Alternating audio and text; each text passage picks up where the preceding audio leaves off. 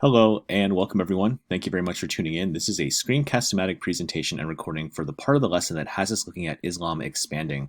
Before we get started, please let me encourage you to open up to the correct lesson on Google Classroom under the Classwork tab, and then also please let me encourage you to scroll down the correct section as we go ahead and pretty much give you context for the understanding of how Islam expanded throughout the Middle East and the rest of the world. Please realize that your goal for this part of the lesson is to answer the key concept questions as they appear, and of course, if there are any extended responses, to provide thorough responses to them accordingly. Let's go ahead and get started by setting the stage. When Muhammad died in 632, the community faced a crisis. Muslims, inspired by the message of Allah, believed that they had a duty to carry his word of the world. However, they lacked a clear way to choose a new leader. Eventually, the issue of leadership would divide the Muslim world. Muhammad's successors spread Islam.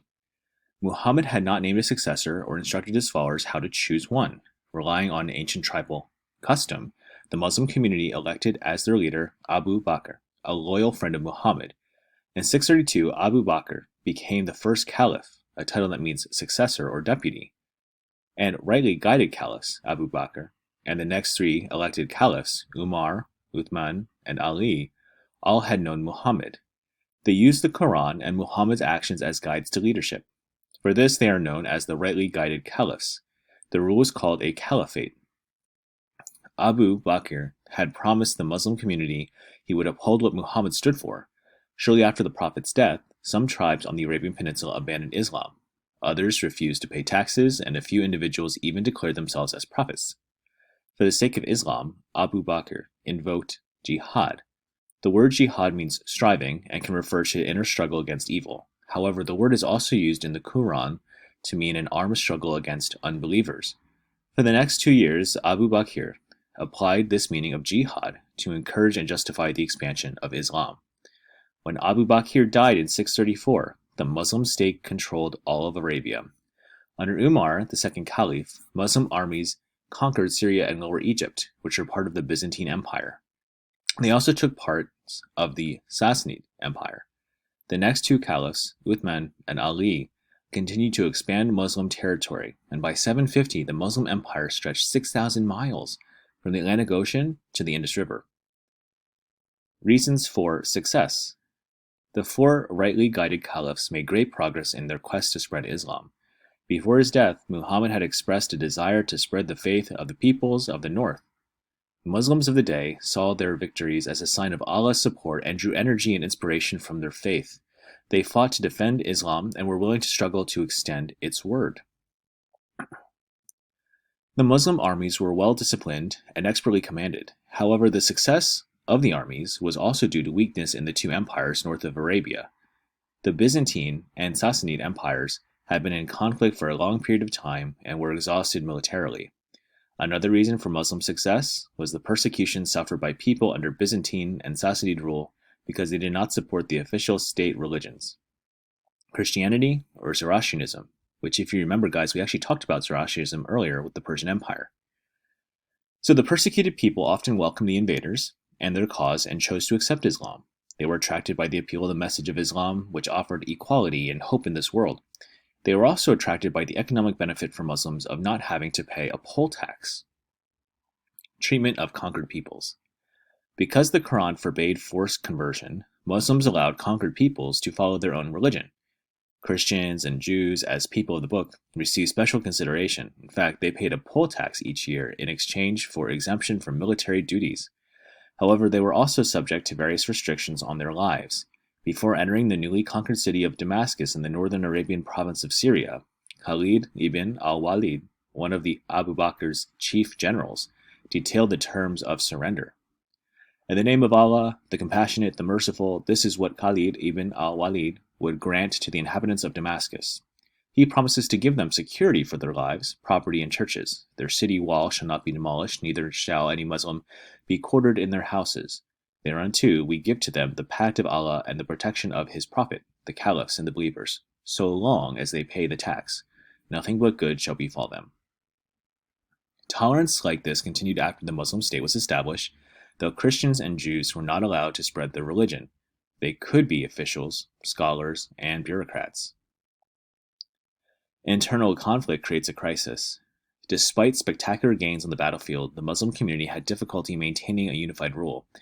In 656, Uthman was murdered, starting a civil war in which various groups struggled for power. Ali, as Muhammad's cousin and son-in-law, was the natural choice as a successor for Uthman. However, his right to rule was challenged by Muawiyah, a governor of Syria. Then in 661, Ali too was assassinated. The elected system of choosing a caliph died with him. A family known as the Umayyads then came to power, and the Umayyads moved to Muslim capital to Damascus. This location away from Mecca made controlling conquered territories easier. However, the Arab Muslims felt it was too far away from their lands. In addition, the Umayyads abandoned the simple life of previous caliphs and began to surround themselves with wealth and ceremony similar to that of non-Muslim rulers. These actions, along with the leadership issue, gave rise to fundamental division in the Muslim community. Sunni and Shia split. In the interest of peace, the majority of Muslims accepted the Umayyads' rule. However, a minority continued to resist. This group developed an alternative view of the office of the caliph. In this view, the caliph needed to be a descendant of the prophet. This group was called Shia, meaning the party of Ali. Members of this group are called Shiites, and those who did not outwardly resist the rule of the Umayyads later became known as the Sunni, meaning followers of Muhammad's example. Another group, the Sufi, rejected the luxurious life of the Umayyads, and they pursued a life of poverty and devotion to a spiritual path. Vigorous religious and political opposition to the Umayyad Caliphate led to its downfall, and rebel groups overthrew the Umayyads in the year 750. The most powerful of these groups, the Abbasids, took control of the empire. Control extends over 3 continents. When the Abbasids came to power in 750, they ruthlessly murdered the remaining members of the Umayyad family, and once prince named Abd al-Rahman escaped the slaughter and fled to Spain, there he set up a Umayyad caliphate. Spain had already been conquered and settled by Muslims from North Africa, who were known as the Berbers, and the Berber armies advanced north to within 200 miles of Paris before long halted at the Battle of Tours in 732. They then settled in southern Spain, where they helped to form an extraordinarily Muslim state in Al-Andalus. Abbasids consolidate power. To solidify power, the Abbasids moved the capital of the empire in 762 to a newly created city, Baghdad, in central Iraq. A location on key trade routes gave the caliph access to trade goods, gold, and information about the far-flung empire. The Abbasids developed a strong bureaucracy to conduct the huge empire's affairs. A treasury kept track of money flow. A special department managed the business of the army. Diplomats from the empire were sent to courts in Europe, Africa, and Asia to conduct imperial business.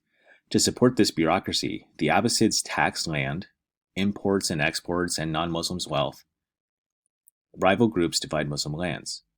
The Abbasid Caliphate lasted from 750 to 1258, and during that time the Abbasids increased their authority by consolidating religious leaders, but they failed to keep the complete political control of the immense territory. Independent Muslim states sprang up, and local leaders dominated many smaller regions. The Fatimid Caliphate was formed by Shia Muslims who claimed descent from Muhammad's daughter Fatima. The Caliphate began in North Africa and spread across the Red Sea to western Arabia and Syria. However, the Fatimids and other smaller states were still connected to the Abbasid Caliphate through religion, language, trade, and the economy. The Muslim Trade Network. At this time, 2 major sea trading networks existed, the Mediterranean Sea and the Indian Ocean. Through these networks, the Muslim Empire could engage in sea trade with the rest of the world. The land network connected the Silk Roads of China and India with Europe and Africa. Muslim merchants needed only a single language, Arabic, and a single currency, the Abbasid dinar, to travel the empire. To encourage the flow of trade, Muslim money changers set up banks in cities throughout the empire. Banks offered letters of credit, called saks, to merchants, and a merchant with a sak from a bag in Baghdad could exchange it for a cash at a bank in other city in an empire. In Europe, sak was pronounced Czech, and thus using Czech dates back to the Muslim Empire. At one end of the Muslim Empire was the city of Cordoba in Al-Andalus, and in the 10th century this city had a population of 200,000. Paris, in contrast, had 38,000. The city attracted poets, philosophers, and scientists, and many non-Muslims adopted Muslim customs, and Cordoba became a dazzling center of Muslim culture. In Cordoba, Damascus, Cairo, and Baghdad, a cultural blending of people fueled a period of immense achievements in the arts and in the sciences. So there you guys go. Those are some of the key terms and key words that we should know. when it comes to understanding the story of how Islam as a religion and as a way of lifestyle and culture expanded throughout the Middle East and in many ways the world. From this reading, you now have a better understanding about the religion itself and the story that it holds in the story of all of us. Thank you very much for tuning in, and good luck with completing the rest of the lesson.